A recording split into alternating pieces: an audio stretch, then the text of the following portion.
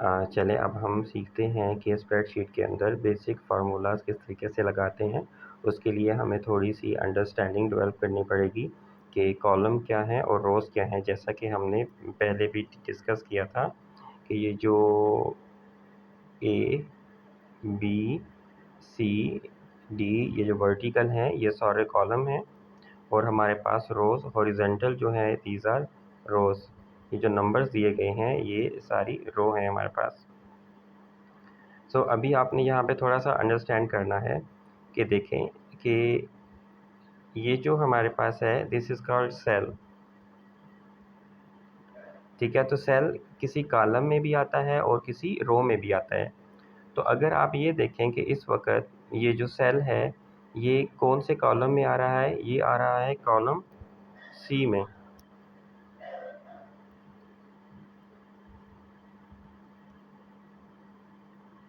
Column C, ठीक है, जैसे आप ये देख सकते हैं। अब ये रो कौन सी है, ये रो है आपके पास रो 12। सो इसका मतलब क्या है कि ये जो सेल है इसकी लोकेशन क्या है, इसकी लोकेशन ये है कि ये सी कॉलम के अंदर 12th रो के अंदर मौजूद है। ठीक है, अब आप इसको और तरीके से भी कंफर्म कर सकते हो। लेट्स सी,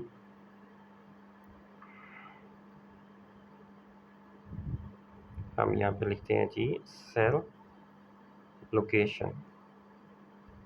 ठीक है, तो हमने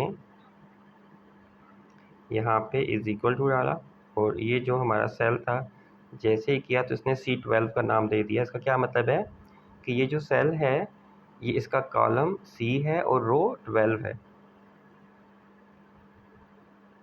ये आपके पास बेसिक कंसेप्ट है कि सेल की आइडेंटिफिकेशन क्या है।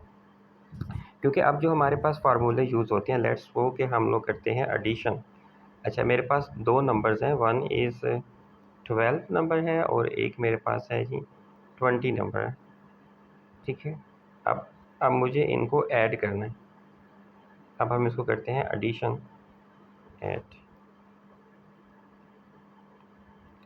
तो अब जो स्प्रेडशीट है इसके अंदर क्या होता है कि हम 12 + 20 नहीं लिखेंगे, कि हम इसको ऐसा नहीं करेंगे कि 12 + 20, ऐसा इसमें काम नहीं होता। इसमें हम लोग क्या करेंगे, सेल की लोकेशन मेंशन करेंगे। ये जो 12 लिखा हुआ है ये कौन से सेल के अंदर आ रहा है। तो अगर आप देखें तो ये कॉलम सी में आ रहा है और रो 12 के अंदर आ रहा है।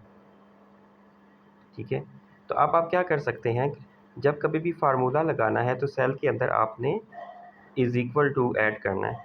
जैसे ही आप इज़ इक्वल टू मेंशन करेंगे तो अब सेल ये समझ जाएगा कि नेक्स्ट अब आप जो भी एक्टिविटी करना चाह रहे हो तो वो फार्मूला से रिलेटेड है। तो मैंने जैसे ही 12 जहाँ पे लिखा हुआ है इस सेल को प्रेस किया तो इसने क्या कह दिया, C12, ये इसकी लोकेशन है। और साथ में मैंने क्योंकि ऐड करना है मैंने प्लस कर दिया। और सेकेंडली जहाँ पे हमारे पास नंबर मौजूद है मैंने इसको प्रेस किया तो ये इसने लोकेशन दे दी D12। अब आप देख सकते हैं कि ये हमारे पास कॉलम डी के अंदर है और रो 12 के अंदर है। सो यहाँ पे हमने 12 + 20 नहीं किया बल्कि हमने वो जो सेल था उसकी लोकेशन को मेंशन कर दिया। जैसे ही मैं क्लिक करूँगा तो इसका आंसर आ जाएगा आपके पास। सो ये एक बेसिक वे है फार्मूलाज को यूज़ करने के लिए।